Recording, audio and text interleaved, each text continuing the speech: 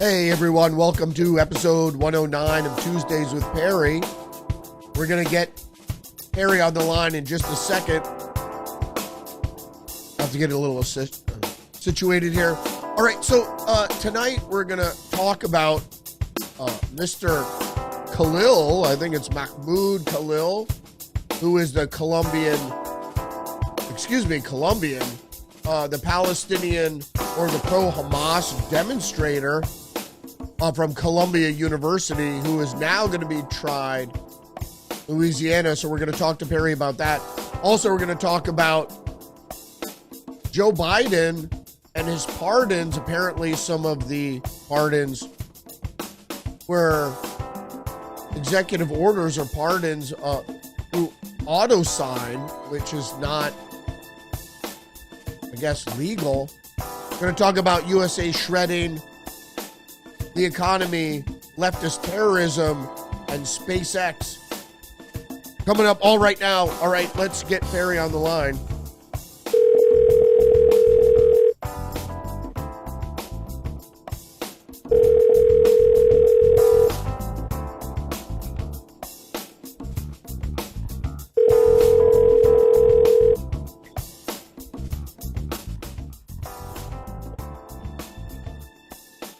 Are you there, my friend?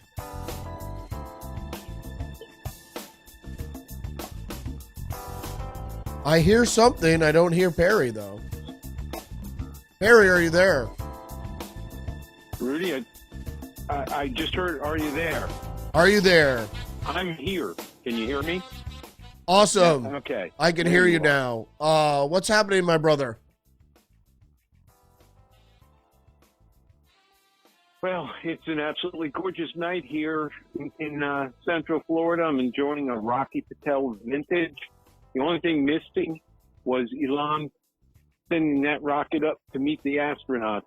It had to be scrubbed tonight. Other than that, it's been a picture perfect evening. Well, let's start with that then. First of all, Elon Musk has been dealing with, I think, sabotage, certainly a lot of leftist terrorism. And now we have the SpaceX mission that was supposed to happen last year. And apparently Joe Biden put it off till this year. And now it's going to go through. I wouldn't want to be riding on that rocket. What do you think is going to happen?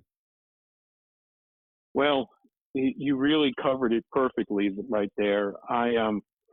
Look, I don't know jack squat about space technology other than what I've learned over the course of my entire life, going back to the Apollo days, going out to Kennedy Space Center, which I cannot emphasize enough to your viewers. If you've never been to Kennedy Space Center, you really need to spend a day there if you want an education rather than watching the big rat go up and down roller coasters. Anyway, getting back to the point, I'm really concerned because, in my opinion, and it's only worth the 50 cents of this call, there's no question after years of almost perfect launches of both the Dragon 9, and the initial launch sequences of his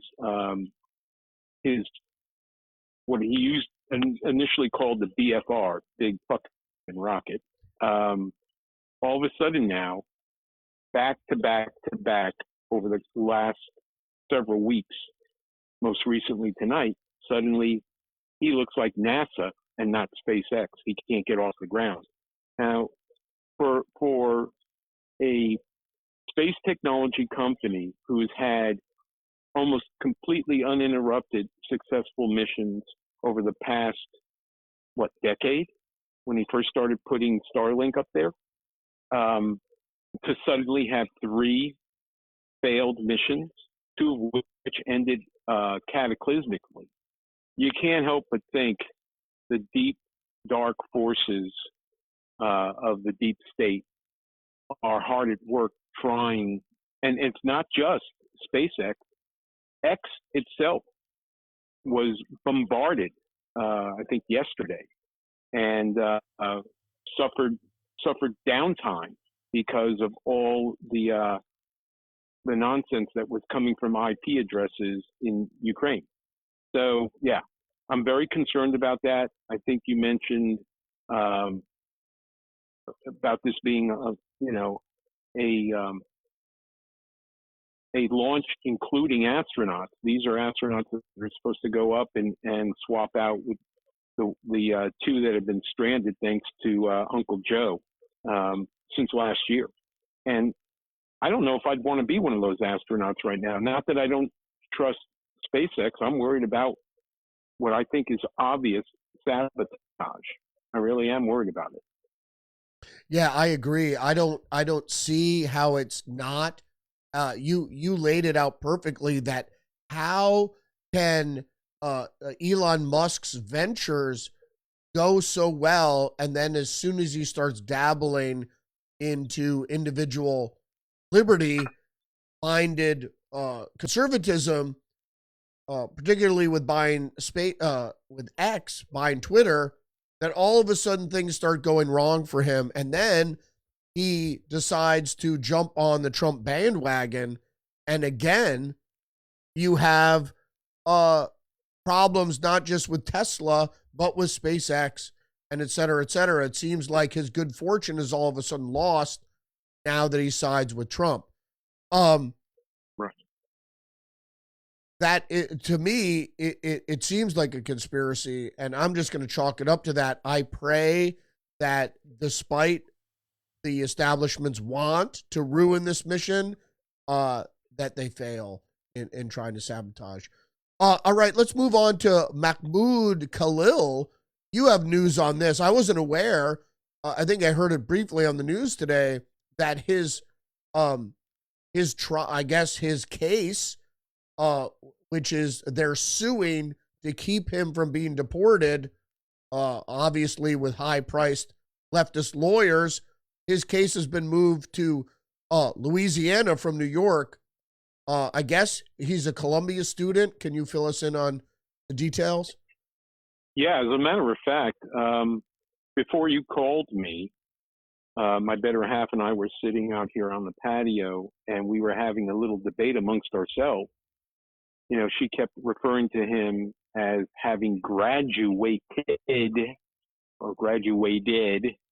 from Columbia, and I said, no. He's a graduate student. He's going for his master's. And she insisted, no, that's not what I read. And then she quoted the article. It was either from the Post or it was from FoxNews.com that he, in fact, did graduate from the graduate program back in the spring. He is married to an American citizen who is 8 months pregnant with their first child. And he, therefore, should not have been on in the first place because he no longer is an active student. That's number one. Number Right. two, he's a foreigner who has a valid green card, but he has violated the terms of his visa. And that's what this argument in the courts is all about. And the Trump administration very quickly moved to have him thrown out of the country for not only his instigating of all these rabid protests at Columbia, but more importantly, for his written and for his recorded pronouncements of support for Hamas.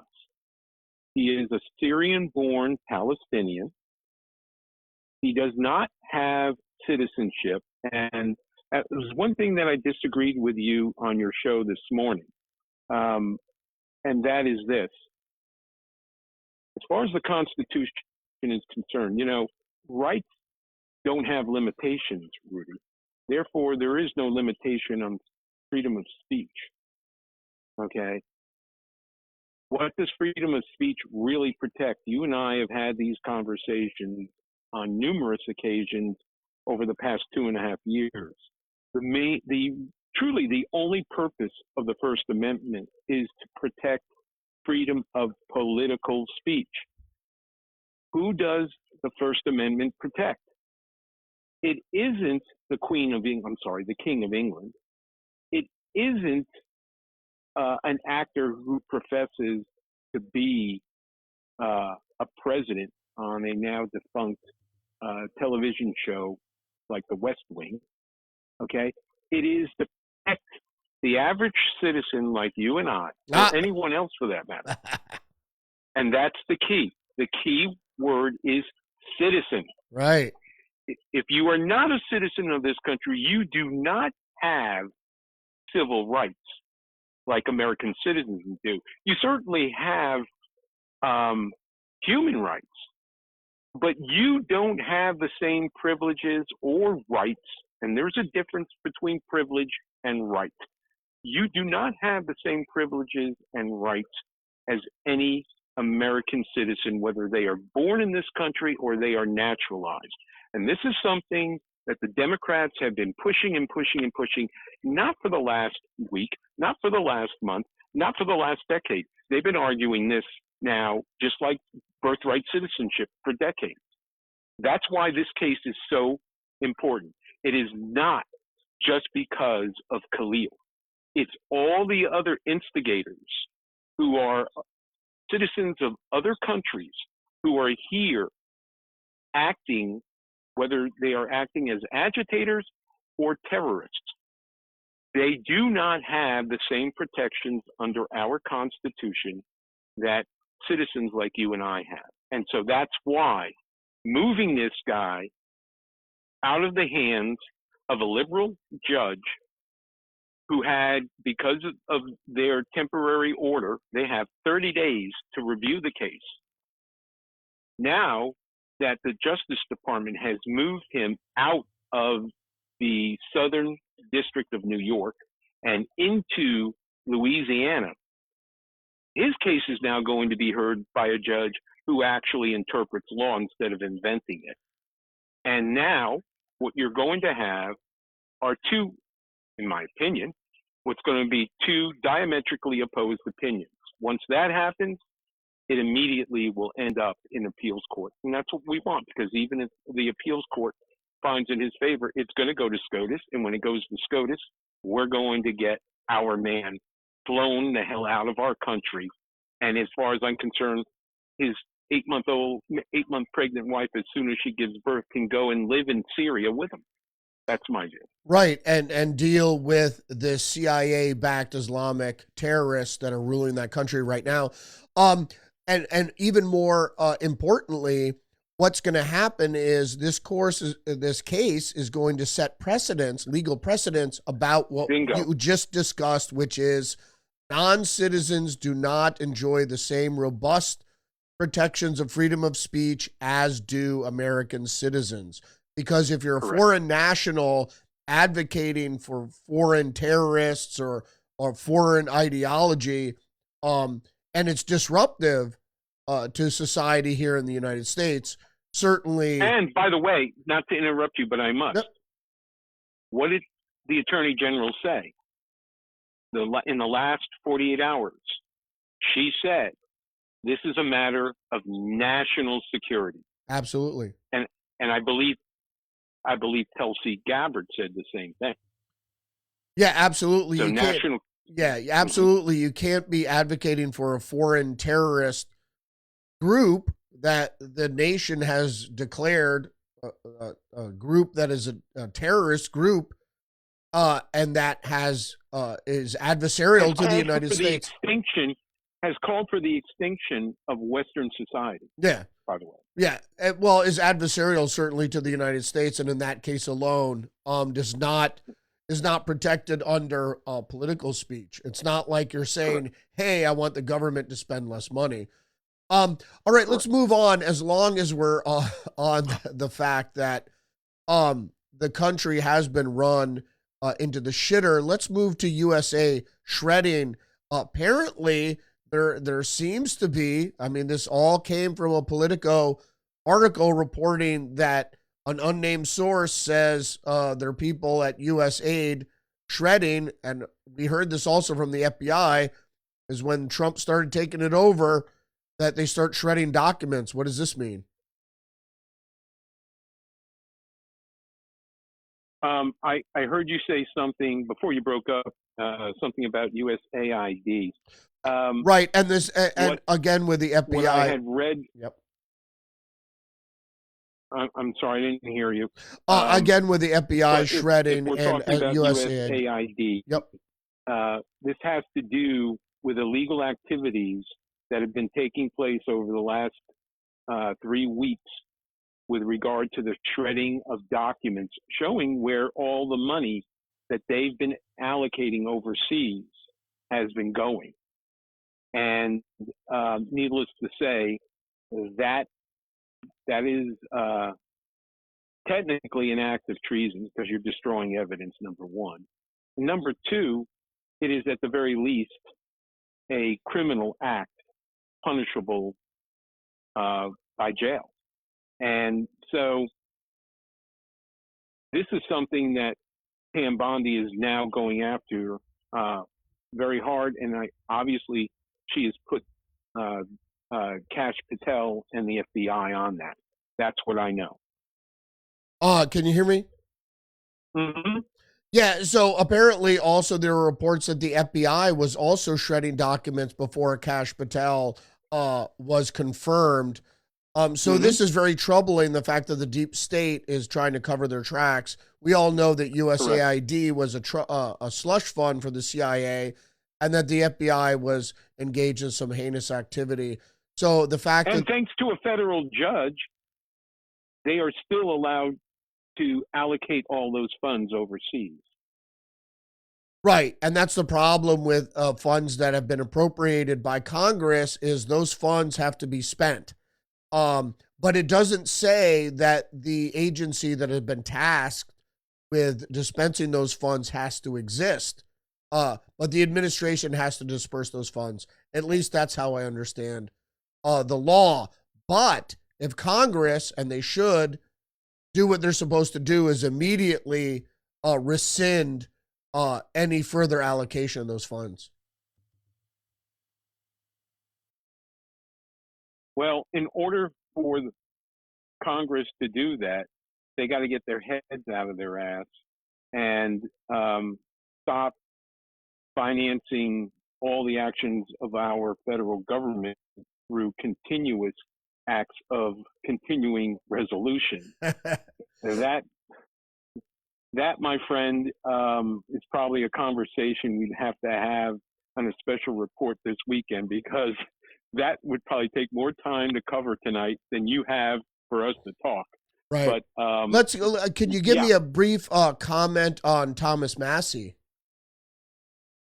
Well, he was the only Republican that dissented from the CR vote. And you know, I happen to love Thomas Massie, but my issue with him voting no on this today was that you're throwing the baby out with the bathwater, Congressman. We don't have the votes in the Senate right now in order to get a budget passed. So we're going to have to get both the budget that has been passed in the House reconciled with the one in the Senate. And in order to do that, we have to get the government funded for the next several months so that there can be this great debate amongst the two different houses of the legislative branch, so that hopefully they will get to a budget that the president will sign, and hopefully May. But in order for that to happen, we got to have the government funded, because if we don't, the Democrats and their cohorts in the lame brain media are going to beat us senselessly, like they did when Daddy Bush was the president, like when Sonny Boy was president, and during Trump's first term as president. We can't give them that opportunity. They're already saying, the Democrats are already saying that we can't govern as a party. We have the House, we have the Senate, we have the presidency, and we have the Supreme Court of the United States, and yet here we are, and we can't lead the country. Right. And that's what they're trying to say. Yeah. You're playing into their hands, Congressman, when you say, I'm not going to vote for this, because you're standing on solid principle. I mean, I agree with where he's coming from, but you got to look at the big picture. And he's like you and me in the fact that we're tired of the can consistently over the past 30 years being kicked down the road. We're tired of it. We are going broke as a country. We can't continue this way. I got it. I'm with you. I've been screaming that since the days of Reagan. But the fact of the matter is, we are in this mess that Biden left at Trump's feet. He's got to govern the best he can. And right now, that means we have to pass the CR so that once that's passed, the government is funded. And yes, a whole bunch of programs that we don't want to continue funding. But guess what? When you guys reconcile in the coming weeks, and by weeks, I mean as many as 12 weeks, over the next 8, 12, God help us, 16 weeks, you guys, meaning the Republicans in both the House and Senate, because we don't have to worry about the Democrats invoking a filibuster, because a filibuster doesn't apply under reconciliation. So let's get over this last hump.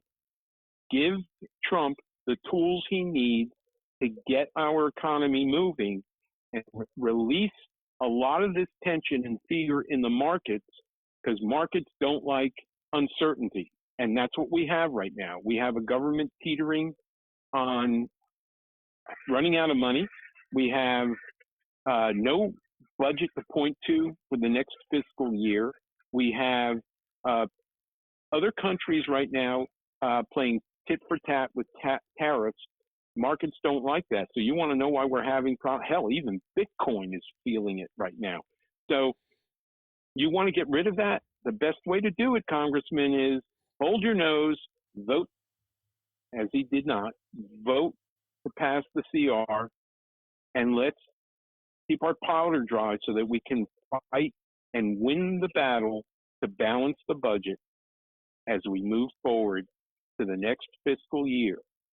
And that's what should have happened. And so I'm always going to be a fan of Thomas, but he's sometimes standing on principle isn't good enough. And in this case, it wasn't.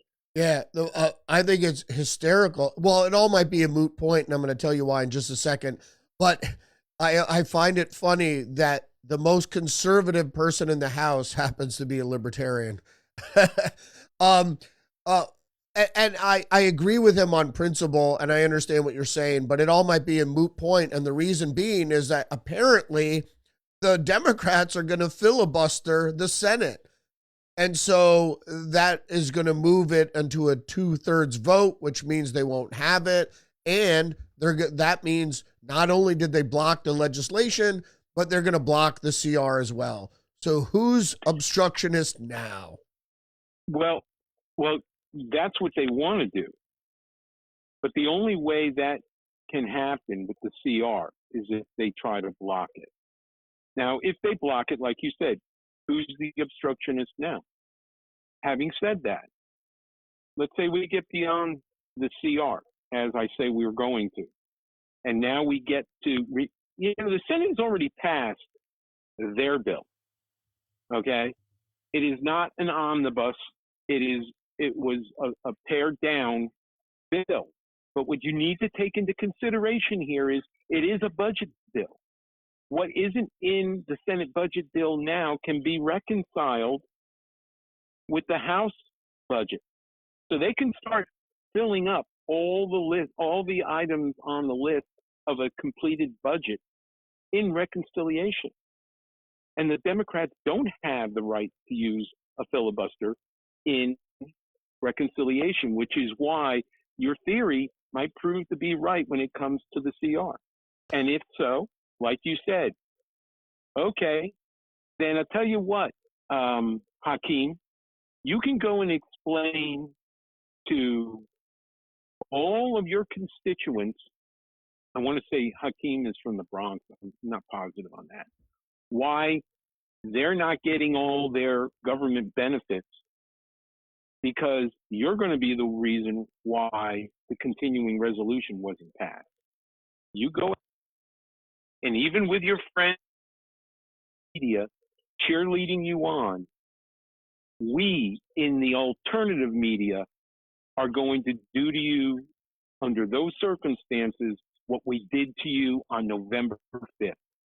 It's not, and don't forget, we have Trump in the White House. And if you don't think for 1 second he's going to hold you to task for what you've done to the American people, if you refuse to help pass this continuing resolution in the Senate by use of a filibuster, you do that, you go right ahead. We'll see you in 18 months. Right. And let's talk about the economy a little bit. So the way I look at it is the worm is starting to turn. We had inflation go down, not significantly, but in light of the trend, I think it is significant. And I think we might have some economic woes for, I think, a month or two, but I think by June, we're going to see some a major upturn in the economy. Everybody's fearing about tariffs. I don't think the tariffs on all the allied countries are going to last. They probably will last on China. What's your take on the economy moving forward? We have brighter days ahead, or are we going to have dark times? Well, it's going to be a Shakespearean play, the best of times and the worst of times. I don't think we're going to have something anywhere close to what we had in 2020, and that was short-lived, by the way. Okay. Or even worse, what happened in 2008, which took years. And quite frankly, we even now are still fighting remnants of 2008. But like I said earlier, with regard to markets, you know, when corporations don't know how to predict, and that's what markets are.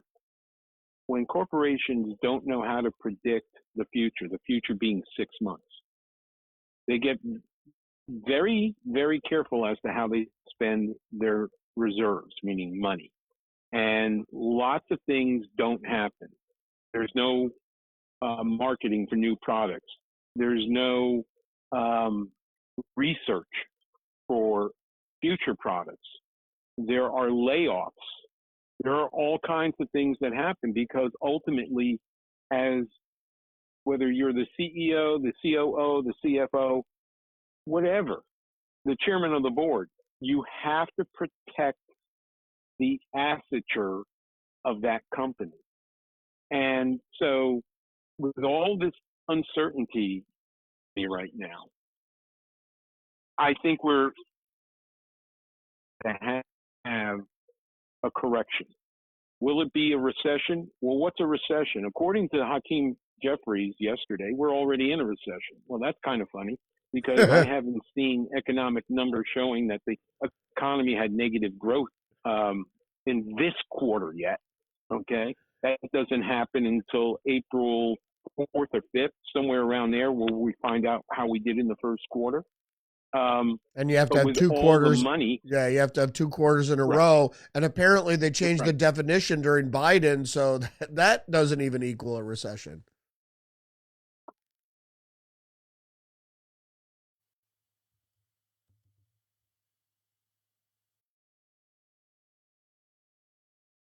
Rudy, I think I heard you say that they changed the definition of a recession. Well, they did during Biden. Well, right. Well, they did it during Obama too. Obama is the one who pulled out the cost of food and gas from whether or not you're in a recession and GDP. So are they going to reverse now and slide those back in? Are they going to slide in the cost of eggs? I mean, look, this is the way they have played the game for decades since you and I were children. The difference now is the guy who's in the White House. He doesn't play by those rules anymore. And so, as I said just a moment ago, especially after what Trump said 2 days ago when asked the question, we headed for a recession. And, he was, I don't know, maybe. Well, that didn't make me feel good because reading between the tells me he's preparing for us to go into a mini recession, probably a recession similar to what we experienced in 1999, 2000. And if you recall back then, that was one of the things that Bush 43 ran on in 2000. He said, we are in a recession. And he was beaten up for it, but in the press. But the fact of the matter was he was right. We had 2 quarters of negative growth. Right. Minor, very soft landing, as the economists like to call it. But nevertheless, the economy had not only slowed, but it had negative growth for 2 consecutive quarters. Yeah. And so the Democrats are going to try and play this card. I don't think it's going to work with most Americans, but we'll have to wait and see. I'm positive about it, but I'm also a realist. So let's move on to you reported this. Biden, I heard this on the news too, that Biden auto-signed, which is not his actual signature and which is not allowed. There was an auto-signing of certain pardons, meaning that he wasn't running the show in terms of the slew of pardons. He obviously pardoned his relatives, but some of the other people he didn't pardon. And the question is, who was running the government? Could you explain this a little bit more? Yeah. Well, look, we said for 4 years, let me rephrase that. We asked the question for 4 years, running the country, because it ain't Uncle Joe. Uncle Joe doesn't even remember what he had for breakfast. How in the world could he possibly be running the government? Now we come to know, and one of the most tragic examples of why I don't think Joe Biden as president during his term was what took place in Afghanistan during the chaotic pullout. I honestly believe, based on what is now coming out about the auto sign, is that an order was given, supposedly issued by the President of the United States, to withdraw from Afghanistan the way we did. And I honestly believe it could have been Rod Klain. Klain, yes. I think maybe he was the one who ordered it, or Susan Rice. Right. But it I don't think it was Joe Biden. And so, coming forward to this story that broke today with regard to the auto sign, it plays right into what people like you and I for 4 years were saying, that we don't know who's running the government. And a lot of these last-minute pardons that took place in the last 6 weeks, but especially the last 10 days to 2 weeks of the Biden administration, those are the ones that are most questionable. And who were they? These people over the last 6 weeks of his administration, people like Pope Fauci. If it is true, let's also talk about Her Royal Majesty Cheney, Liz Cheney, who got a pardon. Several other members who got of the J6 committee, the original J6 committee run by the Democrats, they got pardons. All during this time that now the question of the auto sign machine, if that is true, those pardons no longer are considered valid. And then we can also talk about murderers who were taken off of death row. Right. Those pardons are no longer valid. So, can you imagine Adam Schiff and Liz Cheney and all these people coming up and hitting the auto sign button? Step up here to pardon yourself. Just hit the button. And prior to doing it, make sure you transfer that $1 million into Club Biden. Right, or $2 billion or whatever. What is that? Whatever. Yeah, what is that Staples thing? The easy button. I'm sorry, Rudy. What was the question? What is the what? The Staples button from the Staples commercial. You hear me? That's all good. No worries. I still didn't get the question. No worries. Let's move on to I you? wish I knew where you were going with this. Yeah, that's okay. That was a side note. Okay.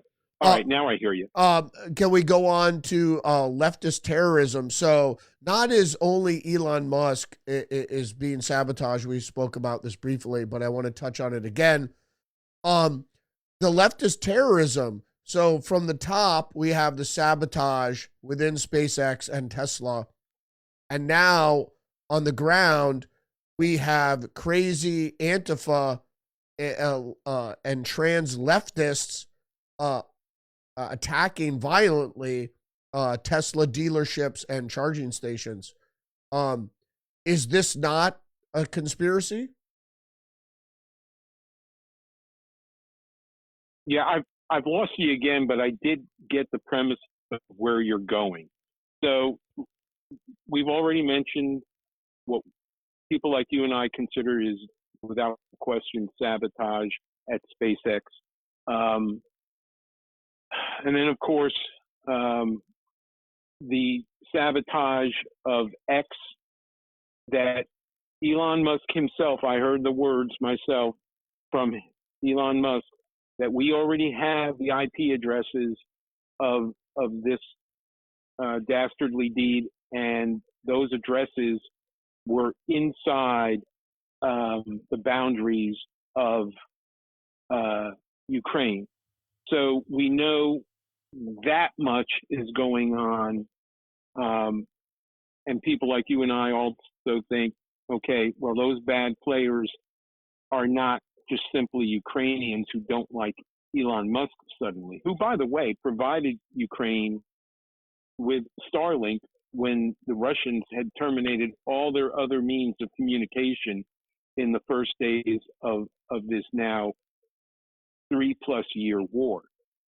Now suddenly they supposedly don't like Elon Musk anymore. Now I think these are probably sophisticated techies who are Ukrainian that are being paid by the dark forces of the CIA to create all this havoc in X.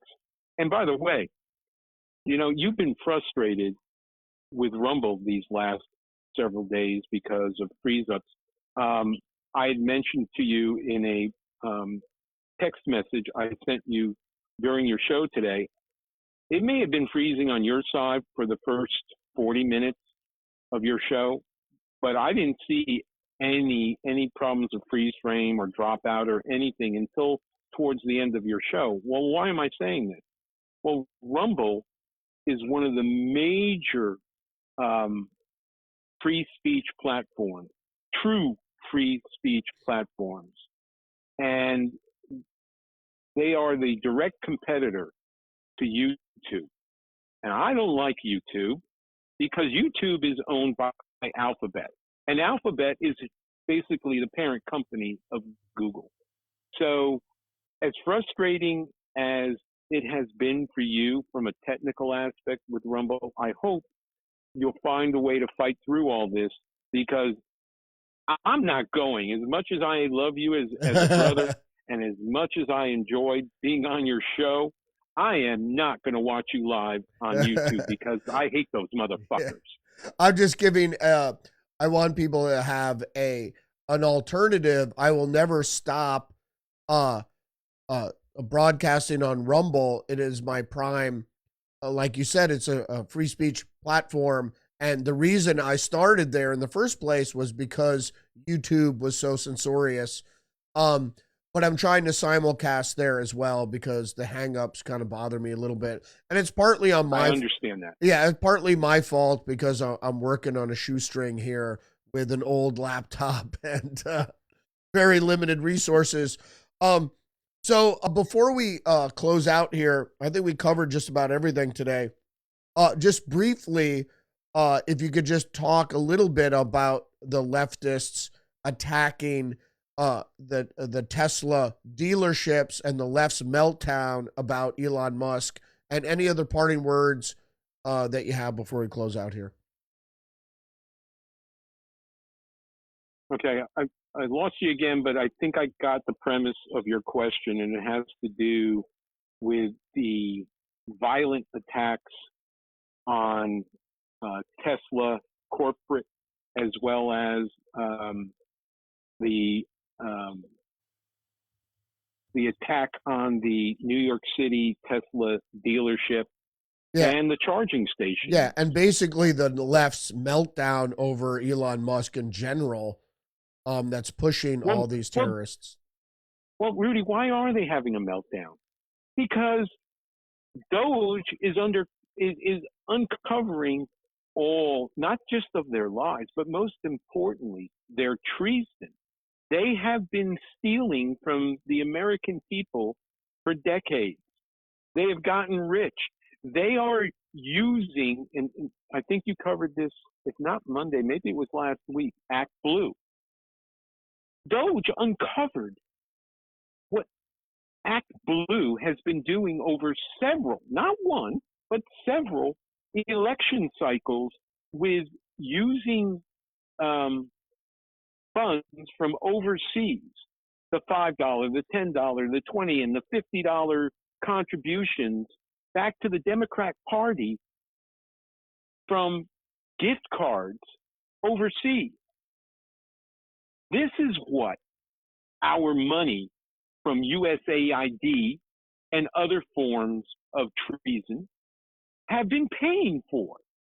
It has been a laundering of not thousands, not millions, but tens of billions of dollars coming back to the Democrats, coming back to friends of Democrats, coming back to the loyal billionaire Democrats, who have then turned around and used that money, not their own money, even though it looked like that, but that money, of which was obtained illegally from the American taxpayer, to fund all of these political programs and campaigns. That's how they were able to fund Antifa. That's how they were able to fund Black Lives Matter. That's how they were able to fund Act Pink. That's how they were able to fund all these environmentalists now who are sabotaging and destroying private property with the name Tesla on it. And that's being uncovered by Doge. And when all of the information is properly delivered to the hands of Kash Patel, Dan Bongino, and most importantly, Madam Attorney General, they're all going to pay. You hear that, Nancy Pelosi? You're all going to pay. Yep. And I guarantee you there's even some Republicans in there. We don't know who they are yet. But when these traitors are found out, like I said, we'll give them a choice. Hanging or firing squad. And now we know firing squad, Works. after what happened last week, firing squads are still legal in the state of South Carolina. Yeah, it works. It works. And I think the most important thing that's coming out of Doge is it's exposing the wide web of NGOs, the government, because U.S. aid through the CIA pays NGOs, and people don't realize George Soros is an NGO.